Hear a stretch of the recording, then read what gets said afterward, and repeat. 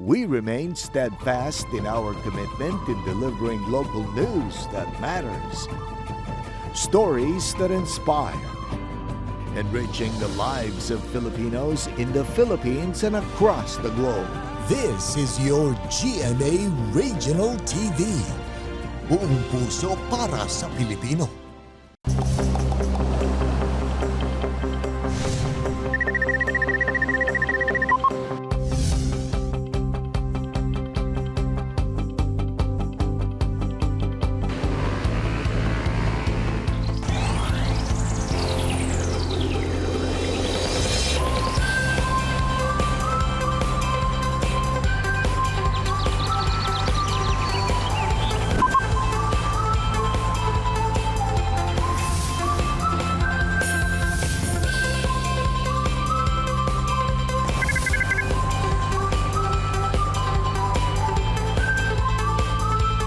Kini ang At Home with GMA Regional TV. Good morning mga kapuso! Bangon-bangon na kay Tuesday na. Di ba, Attorney Resi? Good morning! Good morning, Sabsay! Naku, tama ka din ha. Fully charged na kaayo ko to start our morning. Hilabi na nga mga kapuso, dungan tang makisayod kung unsa kining mental health o paunsa kita makatabang sa mga nanginahanglan niini. Kauban ang licensed psychologist and psychometrician nga si Dr. Erickson Batikan. Ug mga kapuso, dungan tang saluduhan ang usa ka pulis kinsa nag-hashtag spread kindness nga napakita sa iyang kamaayo sa iyang kapwa. Atong makauban, si Patrolman Rogelio Emmanuel III. Ug sa bistak atong makachikahan ang batikang aktres na si Miss Bing Loizaga.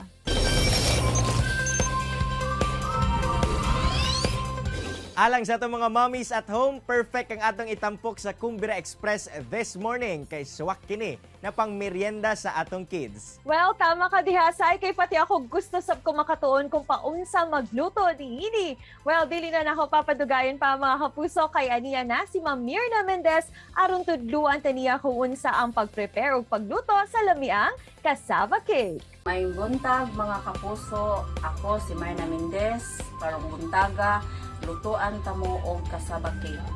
Og mao kini ang mga ingredients. Water, buttercup, egg, vanilla, evaporated milk, giniling na cassava, brown sugar, pwede ra pod white sugar, condensed milk, and cheese. Una, water, then sugar. Kinahanglan gid siya nga unahon ang sugar pero matunaw ang iyang.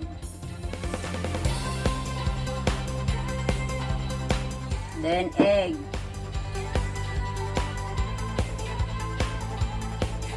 Sunod is buttercup.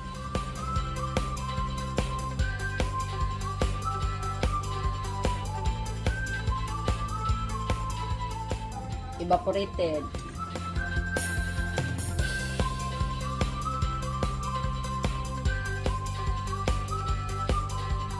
Ang giniling na cassava.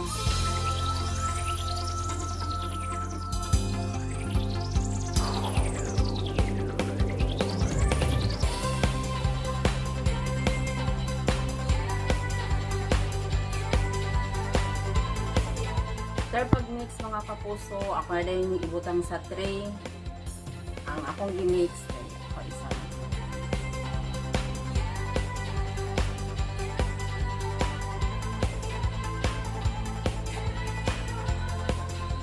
Siya isulot sa oven. Okay. Maghulat na din tag 2 hours ay siya maluto. Mao na ni ang finished product. Dayon, magutang na dayon ko og cheese sa babaw para ready to serve. Kapuso, ani ana ang lamian natong cassava cake. Tara na, mangaon na ta.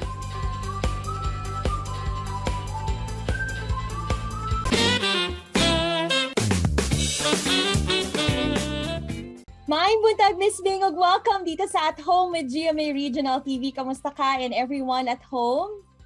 Maayong bugtag, Attorney Resi, at maraming salamat at nakasama mo po at na-imbita ako dito sa At Home sa GMA Regional Of course, hello sa lahat ng mga tiga Mindanao.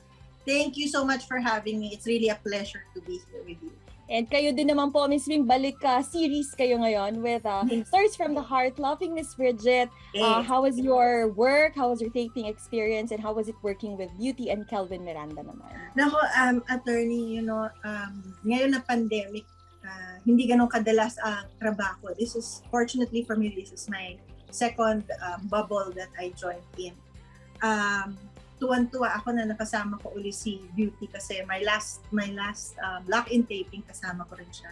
Siyempre, tuwan-tuwa ako na finally makakatrabaho ko si Direk Adolf Alex. No? Siyempre, award winner siya. And then, I was so happy to be working with a lot of bagets, di ba? Andyan si Kelvin, andyan si Nikki, andyan si Pamela, si Shanika. So, I'm very happy to be working with the younger group of GMA talents. I'm very happy kasi marami akong nakasama dito na first time kong to work with. The experience was very good kasi we all jived right away.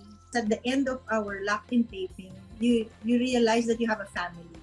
You don't have co-workers. So it was a very, very good experience.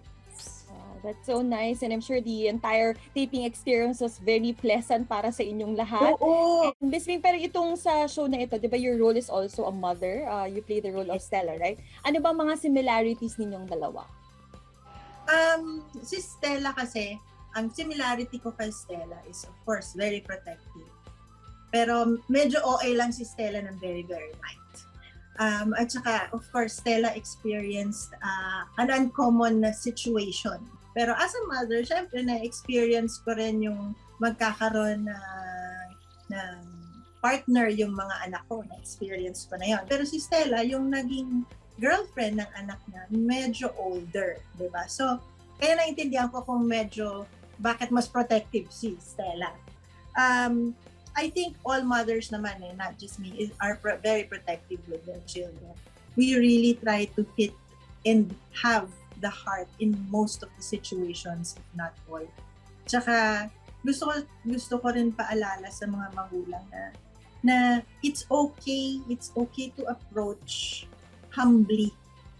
Alam mo, yung pwede mo naman kausapin ng mga anak niyo na hindi galit. And also for the children, no? The children. Your parents mean well. Your parents always mean well. Minsan lang hindi kami marunong makipag-usap. Pero wag kayong matakot makipag-usap sa amin. Kasi once na makuha nyo kung paano kami kausapin, kami ang kapartner ninyo habang buhay. Kahit na buhay namin ang ibigay namin sa inyo, gagawin at gagawin na. Grabe. Seriously? Tagos sa puso. Tagos sa puso, Miss Wing. Ang dami kong bit-bit, attorney. Parang gano'n. Pero feeling ko hindi konting-konti yung oras natin ngayong umaga, Miss Wing. Kaya mas mahaba pag-uusap natin. But anyway, we'll save that for your next visit dito sa At Home. Yes, I will be looking forward to that. Yay. Thank you po, Miss Wing. Message nyo na lang po sa lahat ng ating mga kapuso all over Mindanao, and please invite everyone also to keep on supporting Stories from the Heart, Loving Miss Bridget. Yes, lahat ng ating mga kapusong tiga Mindanao, please support Stories from the Heart, Loving Miss Bridget, 3:25 ng hapon. Siyempre, dito lang sa GMA. Gusto ko rin paalala sa inyo, please, mag-iingat po kayo. Please wear a mask, social distancing pa rin. At kung pwedeng magpabakuna po kayo. Thank you, Miss Wing. Maraming salamat po. Balik-balik, kumbaga. Dari sa At Home with GMA Regional TV. Thank you. Kini ang At Home with GMA Regional TV.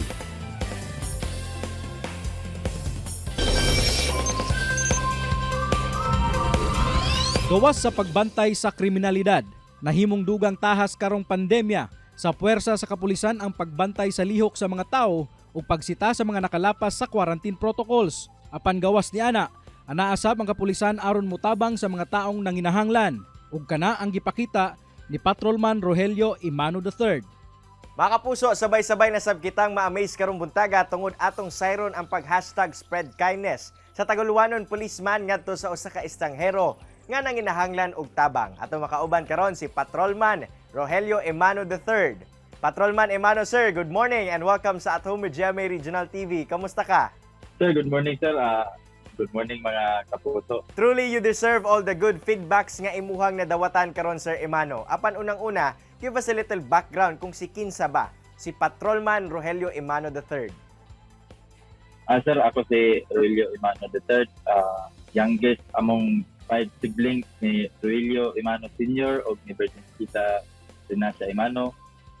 Ako nag-graduate sa Taguluan Community College atong 2019 o nakasulod sa atong PNP service sa August 24, 2020 sir. Nagdako ko sir nga galisod niya. Kita lang ko sir ang mga sponsor sa imta nga makatabang gayud sa mga lisod sa manak sir. Sir Emano, sukad pagkabata pa ba nimo, maingon na nimo nga pangandoy na bagayod nimo nga mahimong usa ka pulis ug mag-alagad sa katawhan? Yes sir. Sugad pa sa pagkabata sir na nangandoy na gyud ako nga mahimo og pulis. Lagi nga mosunod sa yapak sa akong amahan na usa ka maayo nga pulis usab. Kita na ko nga mo serbisyo sa katawan, maka-apply sa kalinaw sir o tabang sa isig katao sir. Viral sa social media, sir, ang imuhang pag-hashtag spread kindness sa usa ka estranghero nga nakita nimo sa dalan. Please tell us, unsa ba ang istorya niini? Sir, ang una nga naitabuan ni sir, since nga MSTQ ang Cagayan de Oro City, nag-implementar kita og checkpoint din sa Cagayan all over the city. Ang atong gipa-implementar sir, face mask, face shield og barangay exit pass. Ang naitabo karon sir kay gipanaog na mo siya kay wala siya barangay exit pass si Sir AD. Tapos sir, gina-determine po na mo sir nga kung kanisa sir og wala exit pass mo iyang tumog sa syudad lag ba siya or na iyang sponsor tagid iyang tumong gabuhaton dili na paglaglag mo na among ginatawag sir nga natay humanitarian consideration sir. Ano sir? O kato siya sir, pagkakita na ako sa iya, pangutanan na ako sa nga, sir, anong wala man kay exit pass? Siya sir, naka-inuktok, di pakatubag sa ako na ako lang siyang gi-assist dani. Ano? Na, apan nga nakita na ko yung facial sir nga, di good maklaro sir, alap kayo, alas dili na sa pagkakita, murag umot ang akong kasin-kasin. Na si sir, naa siya face mask, na po siya face shield. Apan wala siya exit pass. Dili daw isuan ang mga outside sa Cagayan de Oro City ug barangay exit pass. Ug kato siya sir, naitabo ato, ipalitan ako siya og face shield. Apan pagtangtang niya sir, nagpaila siya nga taga Taguluan driver si sir.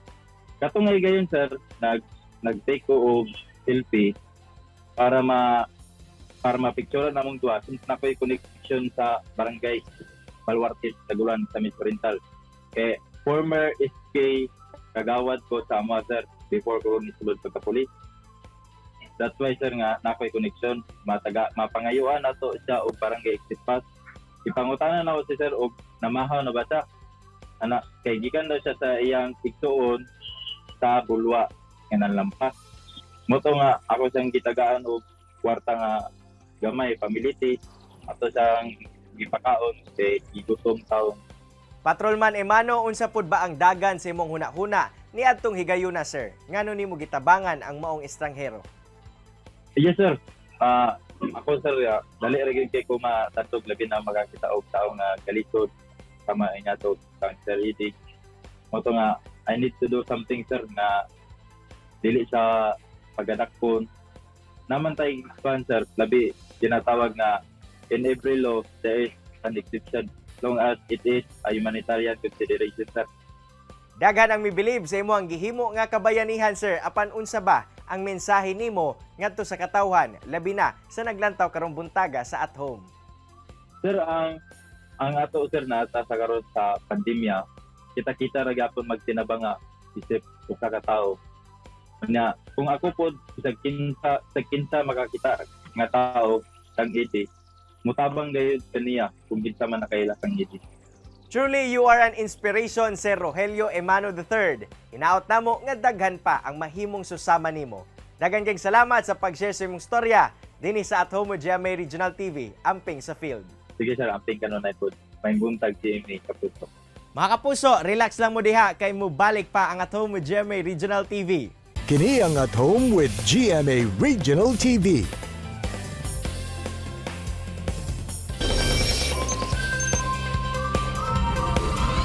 Mga kapuso, this morning atong makauban ang usa ka licensed psychometrician and psychologist na si Dr. Erickson Batikan aron hisgutan nato ang mental health. Good morning, Dr. Erickson Batikan, and welcome po dito sa At Home with GMA Regional TV. Kamusta po kayo, Doc? Mabuti naman o good morning po sa tanan na nagapaminaw karon. Doc, unang-una hisgutan nato kining mental health aron sa kasayuran sa tanan, unsa ba kini? As defined by World Health Organization, is a state of well-being. When you say state of well-being, giunsa nato pag kaning cope sa mga difficulties nato sa ato mga situations. Kay kung ma-cope nato ni dili kayo apektado bisan pag kanang naay stress or challenges na ato hang ma-experience. So generally, ang mental health is our state of well-being. Doc, unsa pud ba ang mga major causes sa pag-deteriorate sa mental health sa usa ka tawo?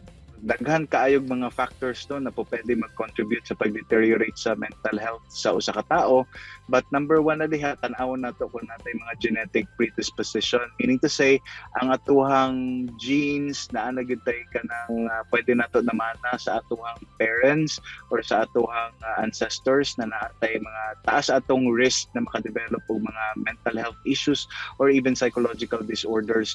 But another factor is environmental factor. Usa na diha ang kanang mga na-experience nato sa kinabuhi, mga kalisod na pwede makatrigger sa atong mga mental health issues. Unsa pud ba yung mga symptoms na kinahanglan natong bantayan, Doc? Well, in general, naay mga specific na signs and symptoms na depende sa usa ka klaseng disorder or isa ka cluster nga disorder. Pero in general, tan-awon nato ang atuhang appetite sa atong pagkaon, nag-lose ba ta og weight or nag-gain ba ta og weight. Number 2, ang atong pagtulog ba is normal, naa paghihapon sa katong the usual nato nga schedule sa pagtulog, or nag-less ba ang atong number of hours sa atong pagtulog, or nitaas ba ang atong number of hours sa atong pagtulog. So kanang duha. Tapos i-check pud nato atuhang productivity. When you say productivity, nag-attend pa ba tag mga mga online sessions nato atohang klase, or if you're working, nagaano ba nagasulod ba gihapon ka sa imong work, or daghan na kay mga absences o kana mga sick leave na ginatawag nato. So that's one, productivity. And also try to check also kanang imuhang quality of relationships with your family and friends. Kay kung apektado na gyud siya, meaning to say basin na natay problema gyud sa mental health nato. Kani, Doc, since anaan na magyuta sa time nga majority sa atong ginabuhat, anaan na sa social media. In your perspective, paunsa ba maka-trigger ang social media sa usa ka tawo nga aduna na yung mga mental health issues or mental health illness?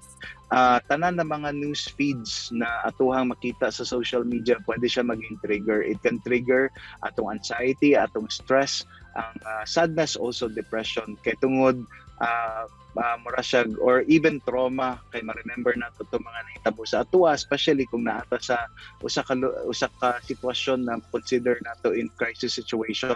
So I would really suggest na atong pilion ang mga information na makuha nato sa social media, kay basin magkaroon tag kanang kuan ba kanang information overload. At the same time, kung dili nato ma-process tanan ng mga information na makita nato sa social media, especially na idaghan mga fake news, pwede siya ma-trigger sa atong anxiety, depression, or even sa atong stress. So dapat mamili ta kung feeling nimo na or exposed sa kaika sa imong social media. It's not bad and a bad thing na mo deactivate or imo lang i-limit ibang mga engagement sa social media. How about in a situation, Doc, na yung isang tao aduna gyud siya mga mental health issues, unsa ba yung mga treatment and interventions ang atong ginabuhat? So evaluation and assessment is very, very important because that would also determine kung unsang klaseng intervention ang atong pwede ihatag. That is in the perspective of a clinical psychologist or even sa mga medical practitioners, no. Pero kung naalang ta sa balay og naingon na experience nato murag naa naman siguro jud koy na-experience na mga dili maayo na mga signs and symptoms of mental health issues, naman tay mga ginatawag po ng mga online consultations. In fact, natay programa dili sa Davao City sa atong local government of Davao City, and of course with the cooperation of the Mental Health Association of the Philippines, which I am also a volunteer and a member, na nagabuhat ni og kanang consultation online.